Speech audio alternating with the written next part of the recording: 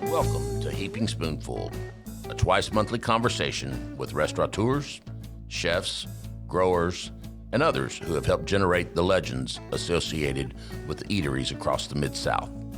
The team at Benny Keith is proud to sponsor this adventure with the goal of preserving the stories that have helped cultivate an amazing food scene across the Mid-South. So kick back and enjoy a Heaping Spoonful.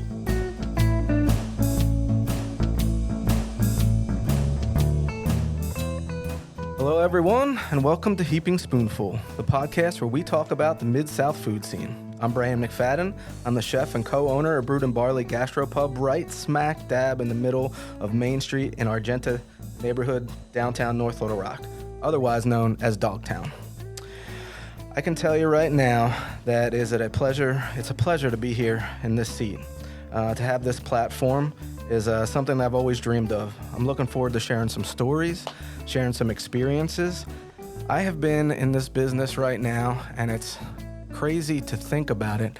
I've been in this business for over 30 years. Well, more than half your life.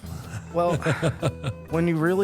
when I sit and I say that, and I talked to you earlier about my children, twin boys, and I say, Daddy's been in the restaurant business for 30 years. And Evan says, Dad, you're going to be 45 this year. I said, I know.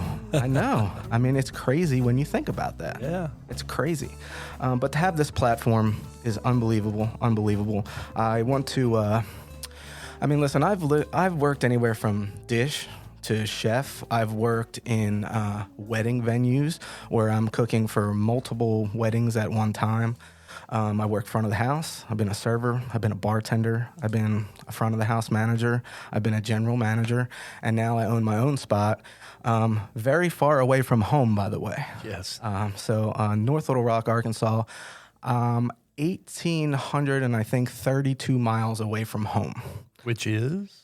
Philadelphia, yes. Pennsylvania. It's actually where my family and we were living before we moved down here. Was a town called Quakertown, which is a little north of the city.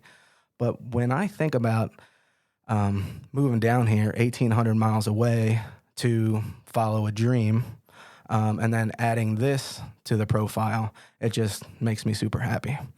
Great. I'd like to thank Benny Keith. I'd certainly like to thank General Manager Rusty Mathis, who has become such a big supporter of mine and Brewed and Barley over the last few years.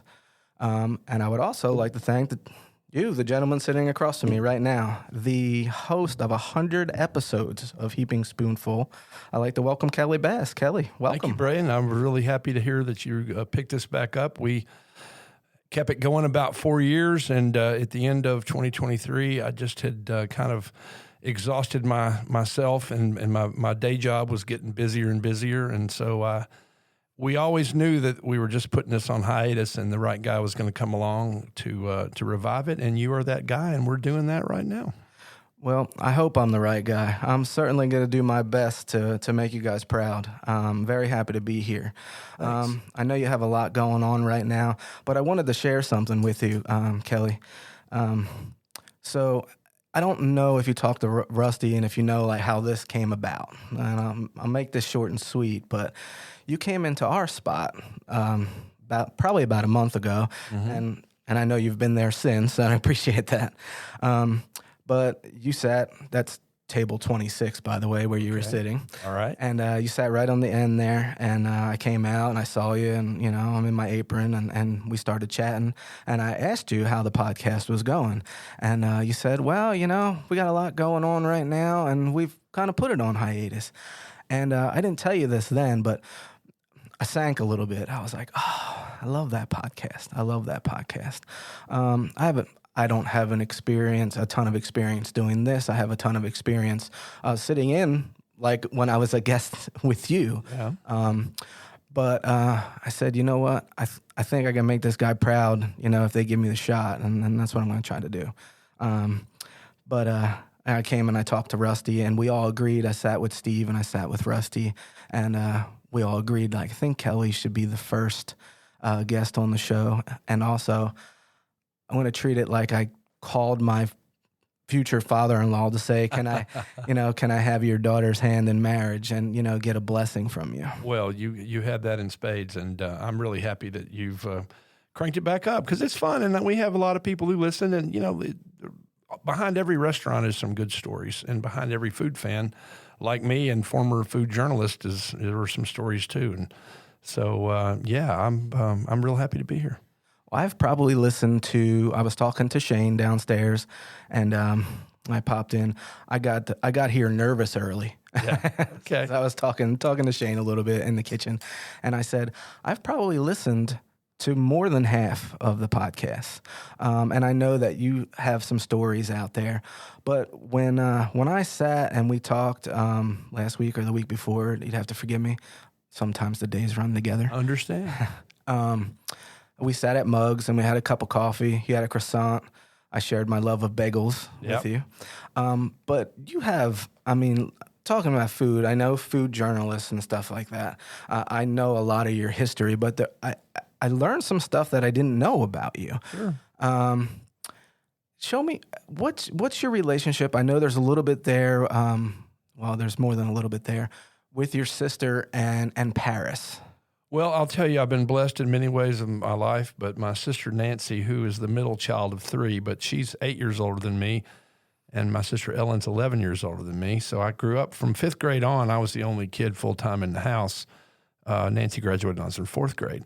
But she went, she's an adventuresome person, and she was an exchange student in high school in Bolivia. After she got out of college, she went to Ecuador and backpacked and taught English, and I've just always admired her. And then she moved to New York and got hired she got her master's at George Washington. She got hired by what was then known as Chase Manhattan Bank, now J.P. Morgan Chase. And her first assignment was in Santo Domingo, the Dominican Republic. And so she let me and 3 of my absolute knucklehead college friends come down there would have been spring of 1980. And when I was a sophomore, I was a junior in college, spent a week with her there. And then she decided to marry a guy that I had met when I'd been in New York with her, whose first assignment was in Paris. And they decided to get married. And she told Chase, I'm going to marry Neil and I'm going to move to Paris. And if I could get a job in Chase Paris, it'd be great. If not, I fully understand. And they gave her a job. So she moved to Paris, married Neil, moved to Paris in 1981 and has really never left. Now, that's not really true because about 8 or 9 years ago, I was with my wife and her down in southeast Arkansas in the middle of nowhere at her mother's family's place, or historic place, and my phone rang, and it was a 3-3 country code, and it wasn't Christmas Day, but it was close, and I thought she was calling to wish me Merry Christmas. She was calling to tell me they were moving to London, but they kept their place in Paris, and their place in Paris is at the Eiffel Tower. It is on the Champ de Mars.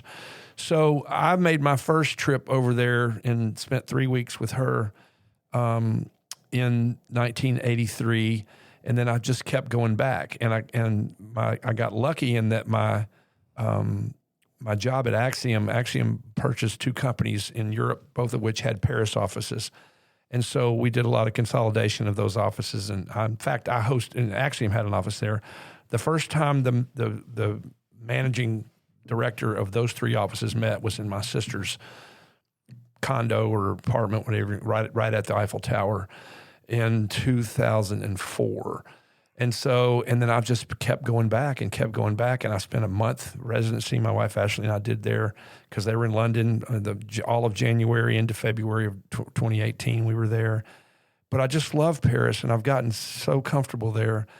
And they have turned me on to locals restaurants and cool, coffee shops and cafes that you wouldn't necessarily happen upon if you were a tourist. Right. And I'm in love with the place. I love Paris.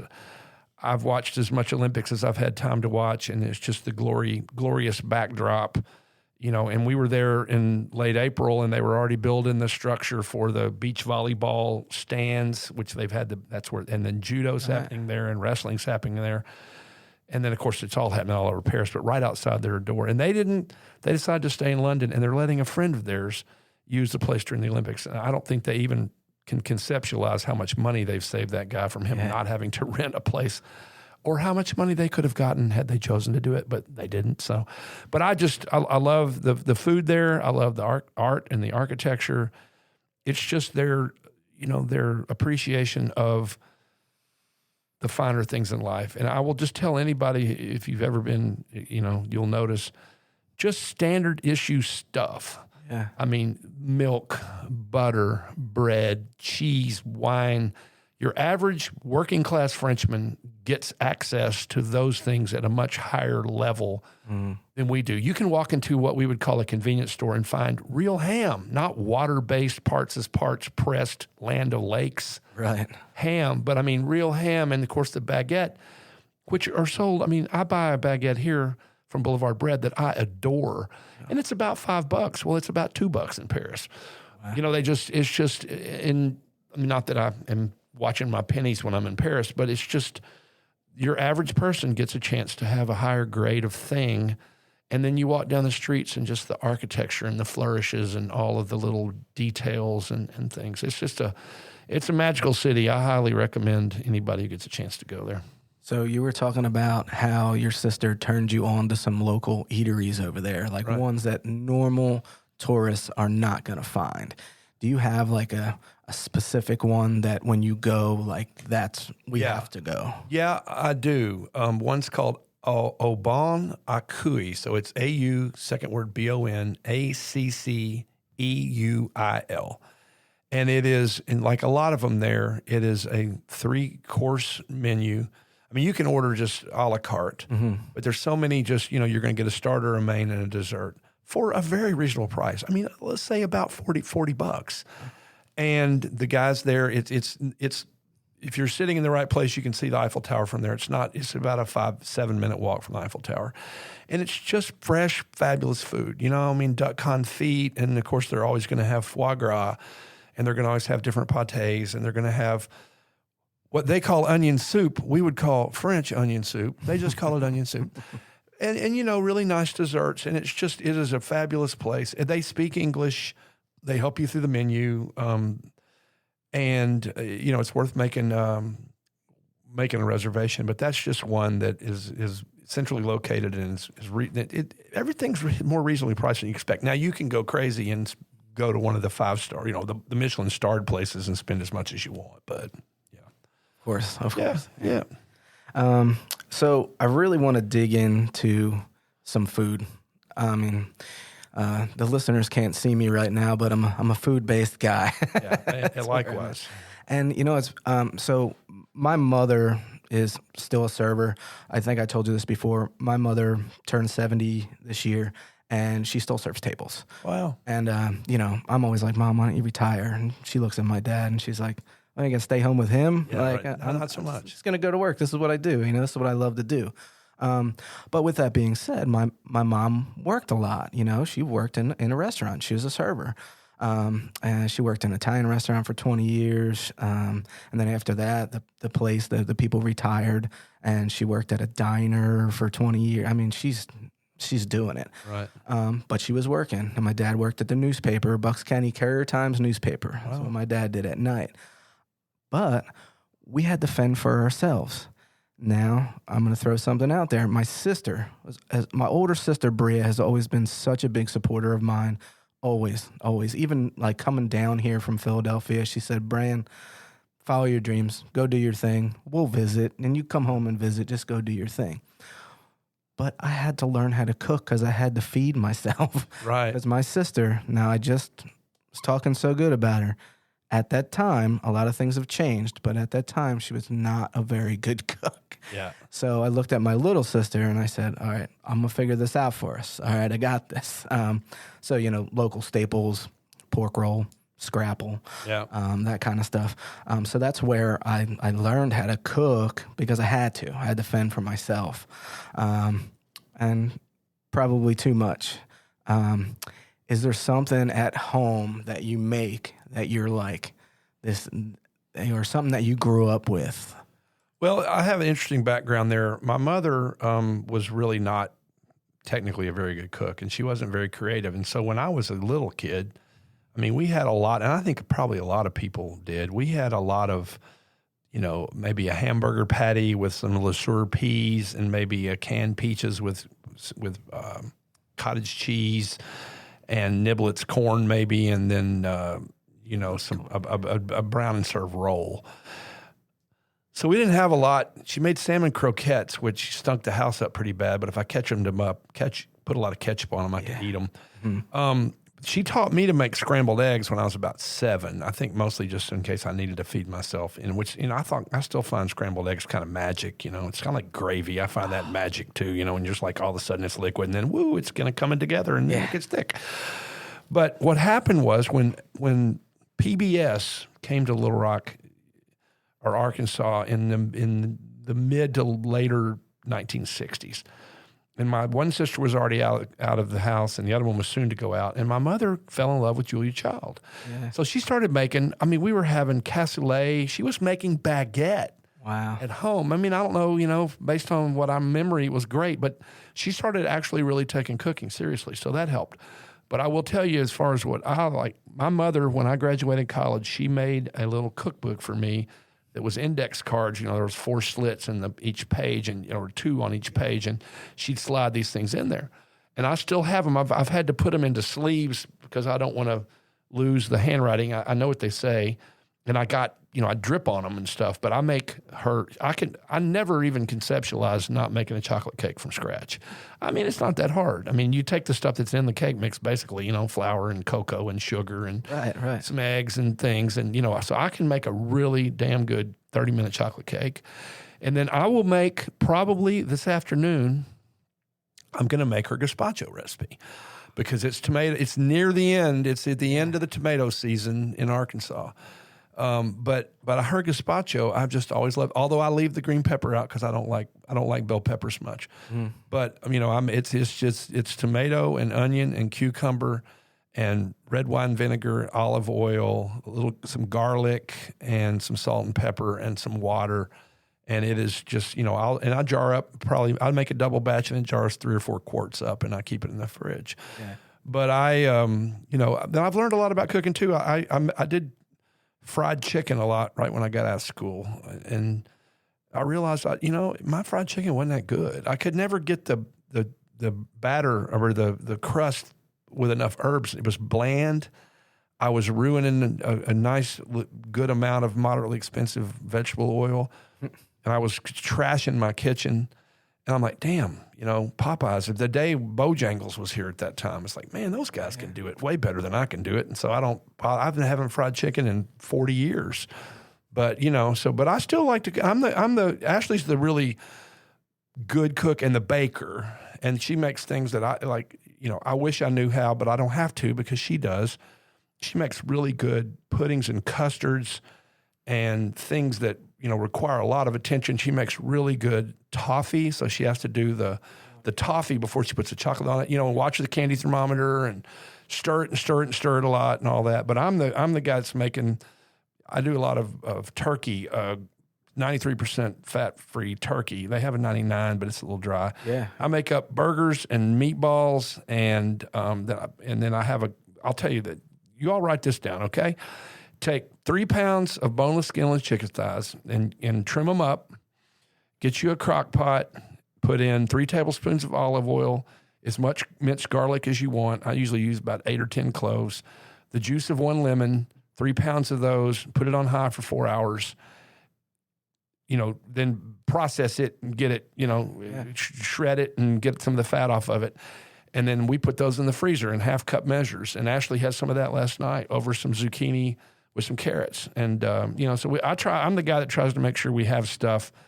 I smoke turkey breasts on my smoker, small turkey breasts, the little butter balls. And we have, because deli meats now cost more than ribeye steak, good deli meat. So I buy these $13.99 3-pound butter balls, and then I smoke them, and then we have deli meat to eat all week. Well, that's the way to do it. Yeah. So anyway, I'm kind of a cook it up and get it ready for the weekend or the week, kind of guy. I actually, It's funny because my wife wanted to do this, and I said, you know what? I don't know. I don't know if I want to do that yet. I just want to think about it.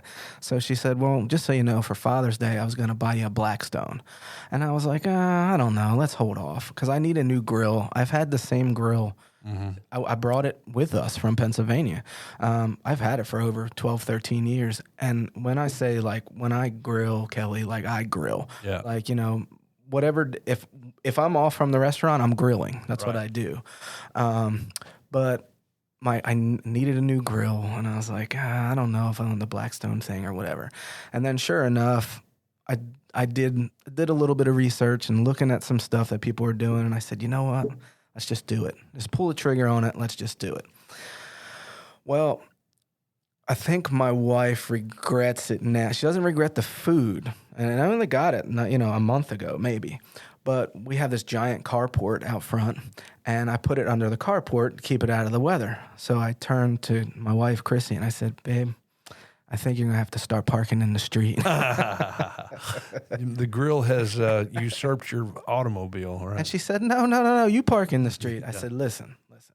My car is a little older than yours, and it's got a little bit more wear on it, which is even more of a reason for it to be under the carport, and that's where we're at. But that kind of stuff. You mentioned that your mom started like a recipe book for you. Yeah. So my boys and we started a recipe book, and I'm not trying to push them too fast. We're starting slow. We started with pancakes. Yeah, pancakes is a good one. And we call them knucklehead pancakes. And I'm going to tell you the secret to pancakes is it's soda water. Oh. And so the bubbly? And there's actually two secrets in there. And I'm going to say this, and we're going to put it out there. It's Greek yogurt and soda water. So you can take a basic pancake recipe and take the milk out of it and replace it with Greek yogurt. Just plain Greek yogurt. Plain, non-fat too. But non-flavored. Yep, non-flavored Greek yogurt. Yep. Start whipping it. Well, obviously it's not as liquidy as milk is, so it's going to paste up. Then you take that soda water, and there's no measurement. You just get it where it's like milk consistency? You got to eyeball it to how fluffy you want them to be. Right. But we call them knucklehead pancakes, and these pancakes are delightful. They sound fabulous. They're so good. But that was the first recipe we put in the book. First one. Cool. We got Oliver making a killer grilled cheese right now. Loving a grilled chease. And my kids know how to batter their own chicken. Now they're 9. Yeah. So, they're kind of... Hey, that's pretty good. Yeah. Remember, I was just doing scrambled eggs, so... Oliver has said, Dad, maybe after you get comfortable doing the podcast there for a while, you think I could come on, I could talk about pancakes, take a bite of our pancakes? And I was like, yeah, man, that'd be great. I'm sure everybody loved that. Yeah, but they're going to want you to start serving them at Brayan Barley. Oh, God. So, breakfast service. Yes, just what you need. More hours to work in the day. Can we get Rob to delete that you said that? Yeah, I probably can. Edit that out. We've talked about brunch so much. It's one of those things, Yep. It's a whole other crew. Brunch is a whole other entity. Yep, it's popular. But we have done 1 year, and I'm not saying that we're going to do it this year, or it would be next year. But we did like a pop-up Mother's Day brunch 1 year. We thought about doing it this year. We just had a lot of stuff going on. But yeah, brunch is a whole other deal. Sure. It really is a whole other deal. Now, we talked about the recipe book. We talked about stuff as far as, I can tell you, like, I struggle with baking. You talked about making baguettes and stuff. My wife made this killer sourdough bread for the longest time. She doesn't make it as much anymore, but I dabble in bread. Mm-hmm. But that's one of those things that, it's a science. Baking is a science, that. It's not like I'm really good at, okay, I have this and I can salt this, I can add this, let's taste, I'm good at that. But baking, it's another world. Well, I've had a history of making pecan pies. And you can get an assembly line going. So I had some time when I was giving those as Christmas presents. And so I could knock out 32 pecan pies because I could get four of them in the oven at once. So it was eight times 4. I will tell you, my mother also had a an idea that I've always done, and it may sound weird, but you take the recipe that's on the Caro bottle and you double the butter and you half the sugar. So it's more like it's a half stick of butter instead of a quarter stick of butter, and I think it's maybe a half cup of sugar instead of a cup of sugar. And they work out great. I just remember one time that I got to the end and I had a half stick of butter left over. So I don't know who got a butterless Christmas pecan pie from me. They didn't come back and gripe about it, but I know it had to be not very good. But pecan pies are tough too, though, because you had to cook them just the right amount, or they're runny in the middle, when you cut them. But anyway, so yeah, I do pecan pies, but I'm not much of a baker otherwise. Other than that, chocolate cake. So Chocolate cake. I mean, if you got a killer chocolate cake, put it on the menu. Yeah. If you have that's one of those things people die for. Sure. I'm a cookies and milk kind of guy. Chocolate chip cookies and milk. Hard to beat. I mean, it sits in the midsection, but it's so good. It's so good. You know what? Let's pay some bills here for a second. Let's take a break, and then we'll be right back with Kelley Bass. I hope you're enjoying this episode of Heaping Spoonful. We at Benny Keith Foods enjoy talking about the food scene almost as much as we enjoy providing the top quality ingredients that help restaurateurs and chefs across the Mid-South create their magic. Now let's dive even deeper into the culinary world with your host, Chef Brayan McFadden. All right, folks, welcome back to Heaping Spoonful. I'm here sitting with Kelley Bass. And Kelley, do you have a dish? And I'm gonna give you an example, but do you have a dish that when you first tasted, mine's my grandmother's, but is there something, and it's not even a dish, but is there something that you remember like biting into and you were like, wow. Well, there is, and I'll tell you that because of the fact my mother, particularly earlier in my life, wasn't much of a cook, we were pretty much every Friday night we went out to dinner. And we lived in what's now the Heights, but it was like way, way, way, way, way West Little Rock in the 1960s. I mean, it was just like, I don't remember, but my mother, it was only in some point in the 60s that University Avenue was not a dirt road. Seriously, was a dirt or gravel road. And we were out, but we used to go to Browning's, which is where Heights Taco and Tamale is. Heights Taco is that actual building. That actual building was okay. Browning's, and Browning's was one of there were three. We thought Tex-Mex, we didn't know any different. And really, nothing happened on the Mexican food scene until Mark Abernathy moved back here from San Antonio or from Mexico and opened Juanita's in the 80s, and all of a sudden we had something that wasn't basically like a patio frozen dinner. But I used to love, I just like about 99.9% of Arkansans, I loved cheese dip. Oh, yeah. I was just like, oh my God, this stuff is so great. And we would get it every time and I would eat it, and I just adored it. And so I used to start my earlier Heaping Spoonfuls talking about, I of course don't remember it, but I fell over backwards in my high chair when I was 18 months old at Browning's. Was it Browning's? It was Browning's where it happened. I was going to ask you that. Okay. Yeah, and so, but we used to go there, and then we moved to Bryant summer after my third grade year, and I started fourth grade in Bryant. Well, a woman who used to work at Browning's had opened a place in Benton called El Sena Casa, and we used to go there because it was Mrs. King and her husband, Mr. King, and Mr. King owned racehorses, and my dad owned a few racehorses, and they loved that, and I'd go in my baseball uniform, when playing for Bryant Little League.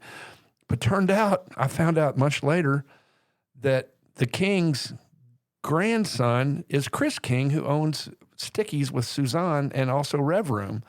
And so Chris got his restaurant background working at his grandparents' Mexican restaurant that I used to go to. Now, he's quite a bit younger than me. Mm-hmm. So probably by the time he was working, at all, even if he was just like your age of 15 or something, I was long gone. But so cheese dip, and I will tell you, though, that I, like, again, 99.9% of Arkansans have eaten like gallons and gallons and gallons of cheese dip that's made with Velveeta and Rotel. Right. That's not how to do it, people. Drop it. Get rid of it.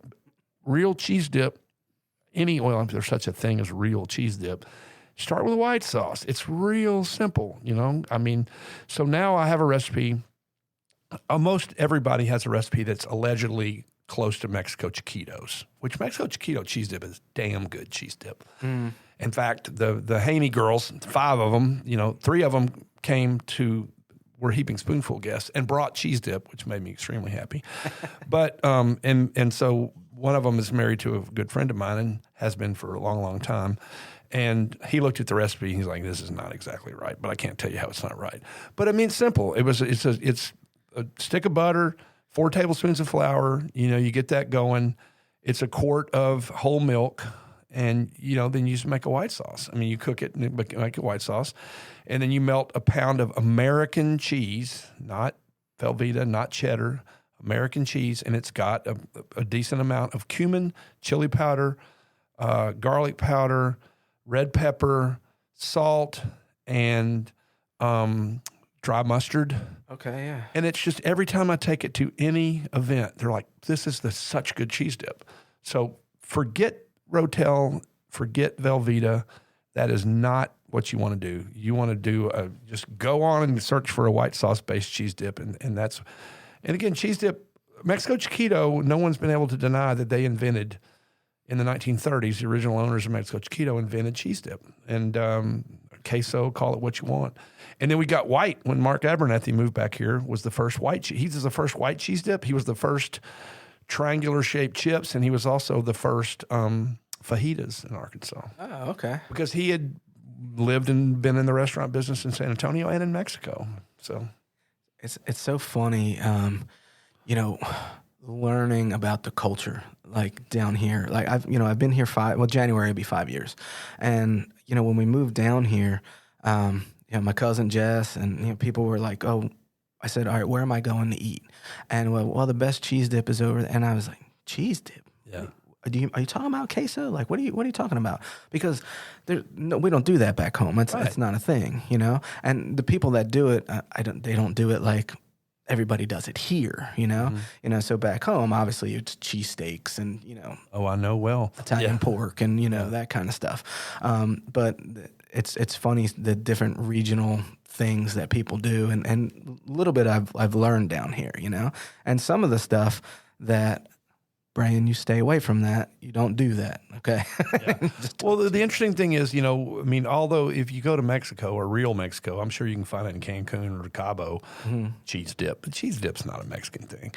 But it's associated with Mexican restaurants. Except here, you get it at Cheers or you get it at Dugan's or you get it, there's cheese dip at all the restaurants, many restaurants that have no Mexican theme at all because everybody loves the cheese dip. Yeah, yeah. Absolutely. It's funny, not a restaurant, but I can remember when really my relationship with food changed, and it was crazy to me. I was working landscaping. My grandfather did landscaping during the day, and he drove a cab at night. Wow. Yeah. He just worked is what he did. Yeah. But in between, over the summer, I'd go landscaping. My grandfather and my grandmother, her name was Joan, and she was a battle axe. She's old Milwaukee Talls and Benson and Hedges 100s. There you go. But she would. I'm talking white bread, American cheese, ham, mayonnaise, tomato out of the garden. Yeah. And salt and pepper. Sounds that's great. it. And if I can make that sandwich 100 times, it'll never be the same. Yeah. But the first time my grandmother made it for me, I remember I was like, "Oh, wow, what is? good. Is there something different in here?" I said, "No, it's just a ham and cheese sandwich, But she grew her tomatoes and Sure. that kind of stuff. It was also your grandmother, Yeah, they talk about hand taste. Have you ever heard that expression? I haven't. So, it's a charcuterie book. No, I'm sorry, it's The Art of Fermentation, actually. Okay. Book, Art of Fermentation. I'm sure a lot of the people who listen to the podcast, they would know what it is. Well, they talk about hand taste in there. And they talk about how, you talked about how I'm only saying it because you said it. You said that your mother wasn't known to be a very good cook. No, she wasn't. But her food was probably fantastic because your mother made it. Well, some of it better than others. Yeah. But no. It always tastes better when it comes from love, Sure, that type of stuff. Sure. For sure. Now, I have one more question, and then I want to talk about Rusty, but I have something leading up to that. All right. So do you have a like I'm a chip guy, like a snack. Like I love like chips, or we got like chips. Everybody loves chicken wings and pizza and burgers and stuff like that. But I heard something. I heard Tito's, Fritos, and Cheetos. Well, I've demolished a lot of that when I was house sitting for Rusty. But, I'm off the Tito's. I've decided that after 45 years of doing it fairly aggressively that alcohol was not something I needed to try to carry on into my late 60s, 70s, 80s, however long I could make it. But I still love I think Cheetos is one of the world's greatest food inventions of all time. I'm with you. I mean, it's so different. It's really not like a tortilla chip. It's not like a potato chip. I love a good Frito. I love a regular size Frito. I love Fritos. I love Frito chili pie. I really, really, with a lot of purple onion grated on top and some melted cheese. I really like chili and that. But I'm a chip guy. I'm a salty. But I've also, as I've aged as I've become an ice cream guy. Oh, I had to quit buying Loblolly, and I've had Sally Mingle on the podcast, and she's an amazing story. People may not, I'm sure almost no one knows that when she first concocted Loblolly ice cream, she had no intention of making it a business. Right. She just did it because she worked at the Green Corner Store, and Shelley Green said, this used to be a soda fountain. We need some ice cream. And she's like, well, I made ice cream in college out of a recipe that we had at the ice cream shop. And so she invented Loblolly just to have something to serve at the Green Corner Store. So ice cream is a big one for me. But, I really, and again, I have to keep repeating myself. I mean, if I make cheese dip and have it around, reheating some cheese dip and munching chips, but I will tell you if you got access to a Trader Joe's, which we do in Little Rock, but the people in the podcast can be listening worldwide or galactically wild, true. Very true. Get their giant Peruvian Inca corn, which is basically a way better corn nut than a corn nut. And I have been married twice, and I can't say there's a whole lot of factors that are the same in these two women, but they both hated the smell of corn nuts, particularly cooped up in a car, and maybe if I happen to be drinking a beer at the same time and maybe burping from time to time, not a good thing. But I like a corn nut. I'm stop on the highway somewhere to get a snack, headed to St. Louis or somewhere, and I'll get a corn nut. But these are bigger. They're crunchier. They're kind of almost like they've halfway popped like a popcorn. So they're in the snack aisle and so what I end up doing is I have a bag of them. I'm sitting in my recliner reading or watching TV or doing whatever, messing on my computer, and I start eating them, and then I have to put the rubber band around them, and then I fling them. And they slide along the floor of our dining room toward the kitchen. Because if I keep them in my hands, I will continue to eat them until there's none gone. Oh, I'm with you. So I just have to chunk them. I just can't even have them there. I mean, even if I put the rubber band back around the bag, I'm just going to bust them back open. So I chunk them. Yeah. But take me up on that one. So I like salty, but again, I like salty, but I also like ice cream. You also just did it for me too, because my wife is addicted to anything Trader Joe's. Yeah. So she's going to listen to this and she's going to be like, listen, Kelley said we need to go to Trader Joe's. Well, we've had to quit buying the bigger packages of the dark chocolate peanut butter cups because they have a little 99-cent package that they have at the checkout. You buy them. It's only like 8, which is, you can't hurt yourself that bad. They are what a Reese's cup wishes that it was. And Reese's cups are fine. I've had hundreds of them in my life, if not thousands. Mm-hmm. They also have the very best Indian food frozen dinners at Trader Joe's. Their lamb vindaloo. Yes. I had the chala masala yesterday for lunch. Their butter chicken. Those are. I mean, I love Indian food, but but this way I can have it in my freezer for about $4 a whack, and pop it 3 minutes in the microwave at work if I'm busy. Yeah. And just rock and roll that too.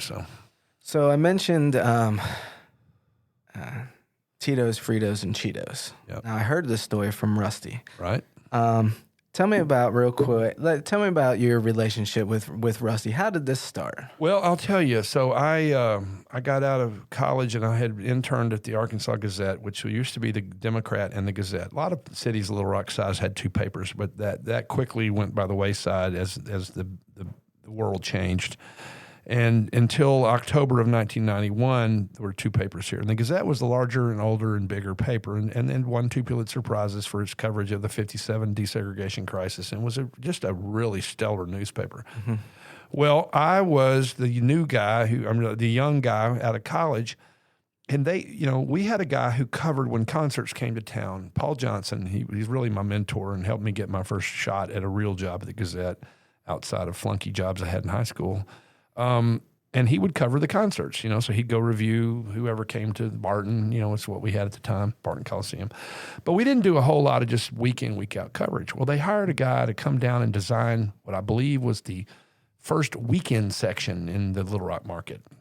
I can't swear it, but it was the Gazette weekend section. So he came down and designed this section. And then when he was ready to get back in the car and go to the airport and fly back to New York, he went over it all with us. It's like, okay, so here's where you put your movie review, and then you have the capsule reviews that are all the movies that are showing in town. And here's where you put your dining review, and then you have the capsule reviews of all the places that eat, And then he said, and here's where you put an article about some music that's in town that weekend, and then here's where you put the club listings and all of that. And then he went on about his way, and we said, well, we've never had an article every week about some music here because sometimes there's really not much. But now we have to because function had to follow form because this is how it was. Yeah. So I found and I was like, well, you're the young guy, you like music. You're the music writer. So, okay.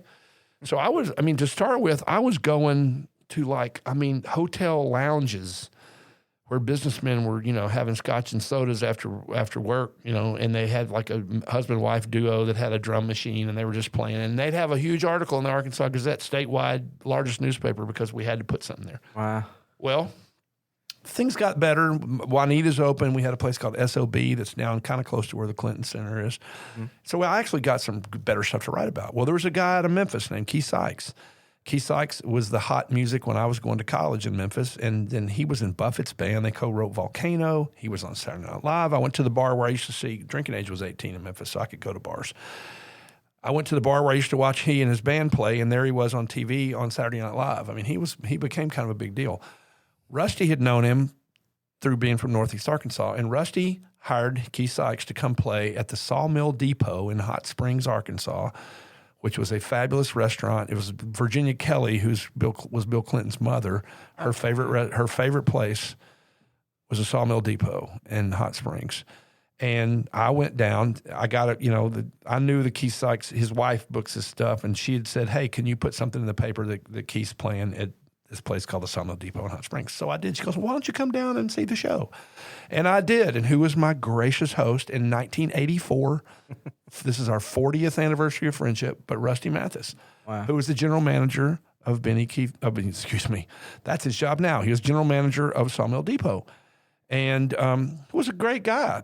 We hit it off. We both loved music. We both loved to drink. We both loved to eat. He was taking care of me. I had a great time, and we just stayed friends. I think maybe even sometime soon after that, we went to the horse races together. Keith Sykes and Rusty and me and maybe a few others. And so we just have stayed friends for 40 years. And who would have ever thought, he's the general manager of a fantastic and growing food service business. And I'm the CEO of a children's science center in downtown Little Rock. And so we never could have come up with that. But we have stayed friends. We had a little break when he went to run a Benny Keith organization or operation in New Mexico, and it was pre-smartphone, pre-Facebook. So we kind of lost touch and then, as fate would have it, I was a partner in Boulevard Wine and Spirits, 11905 Maumelle Boulevard, standing in there slinging booze one day, and who walks in but Rusty Mathis, who's just moved back to Arkansas to take the job he still has, probably 12, 13 years ago, he could tell you, and had bought a house in Maumelle. So we rekindled then, and we've, remained really bosom buddies ever since. The good thing about good friends is that you just pick up where you left off. Oh, yeah. I mean, that's the thing. Well, it wasn't like there was bad blood. We just, he went on about his way. And like I said, nowadays I'd never lose touch with anybody because they're in my phone. But right. Not in the, 2005 or whatever that was, 8 maybe. I don't know. Yeah. I'll tell you what, 40 years. I mean, yeah. Something. Well, there's James McMurtry's a musician I like, and he's like cashing in on, this is a different situation. I mean, Rusty said cashing in on a 30-year crush, you can't be young and do that. In his song, at least, he met up with a woman he'd had a crush on 30 years ago. He's like, you can't be young and do that. Well, you mentioned as you mentioned, let's talk about the Museum of Discovery, because when we sat at Muggs a couple weeks ago and we talked, I know what the Museum of Discovery is, but I will say this. What I know doesn't even scratch the surface of what you have going on over there.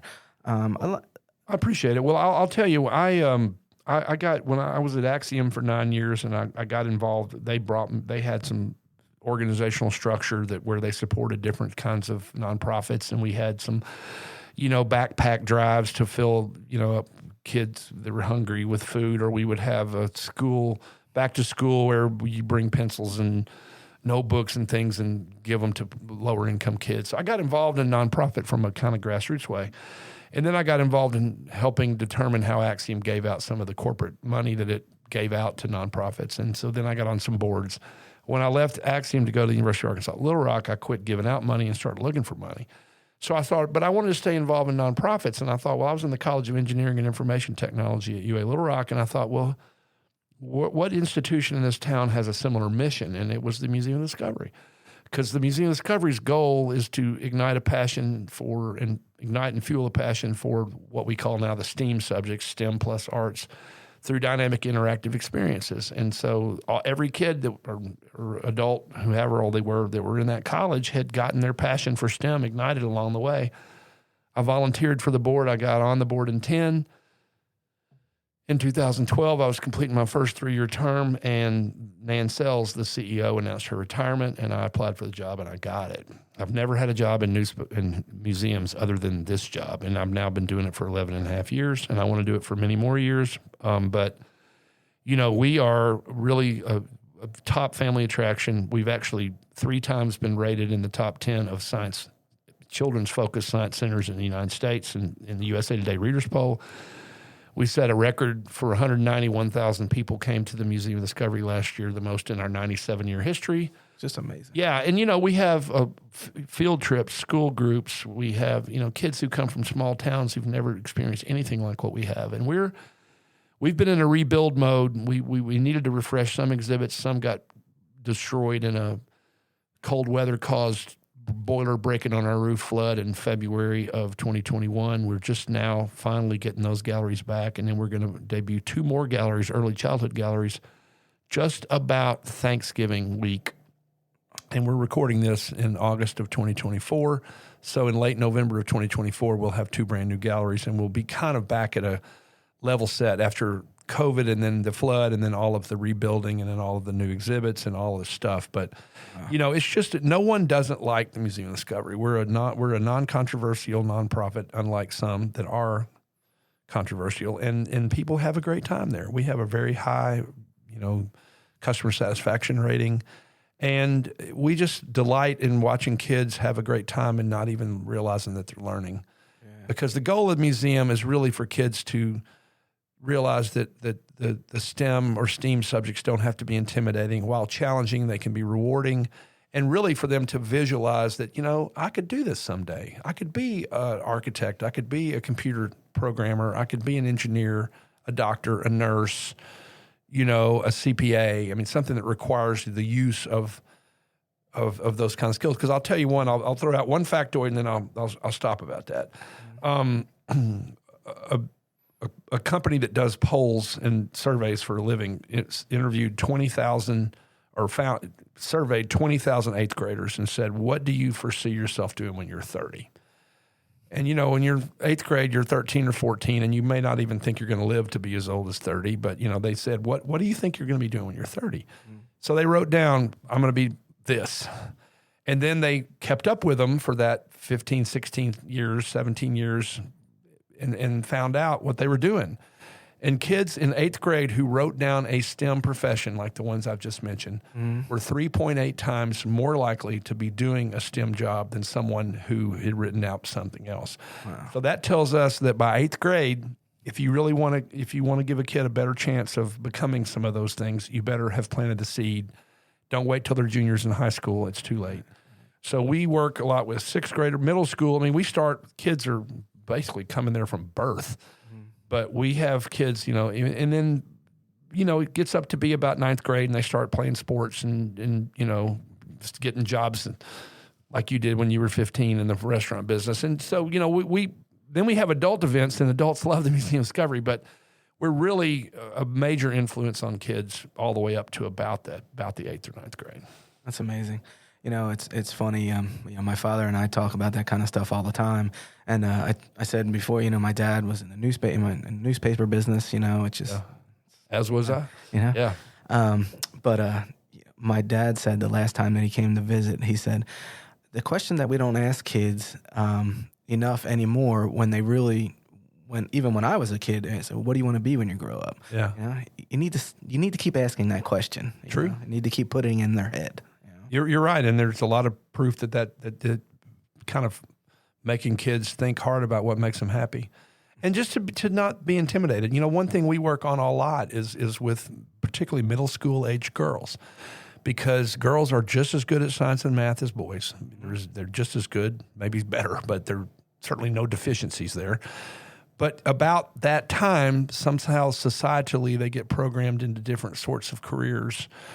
I mean, some of them still maintain a STEM focus, but you know, and are nurses or whatever. But you know, it's just like in computer science and in engineering, particularly mechanical engineering, such a male-dominated field, and no great reason why other than just somewhere along the way, girls decide to do something different. So we work hard with our Girls in STEM program to introduce girls to women who have been successful in STEM fields professionally and let them go, I could be her someday. That line of sight's really important. You need to come to a museum and see people who look like you, for one thing, and say, I could be her someday. That's really cool. Yeah. That's really cool. Well, Kelley, I really, really appreciate your time today. I've enjoyed it. Not just your time today, but I appreciate you. You've always been a big supporter of me, big supporter of the restaurant. I really appreciate that. Well, I'll tell you, you know, I like you as a person, but if your food wasn't good, you'd never see me. Noted. Really. Brewed and Barley, downtown North Little Rock. Trust me, it is very high on my list. I'm not going to make any of my other restaurateur friends mad by ranking them, but it is right up high on the list. I really appreciate that, sir. Thank you very much. All right. Well, I'd like to thank Benny Keith. I'd like to thank General Manager Rusty Mathis. Rob Nelson is the head of technology over here at Benny Keith, and he's the one making us sound good today. Rob, thank you so much. And I don't want this to be the last time that I see you on the podcast. I'm happy to come back. And, you know, people get a chance to hear it a couple times a month. If you're staying on the same schedule, it's usually the first and third Tuesdays. I think we're going to do the second Tuesday of the month. We're just going to do one for now, once a month, and see where it goes. Good. You can find us on all platforms, and yes, we are here. Appreciate it. Thank you for listening, and we will hear you soon.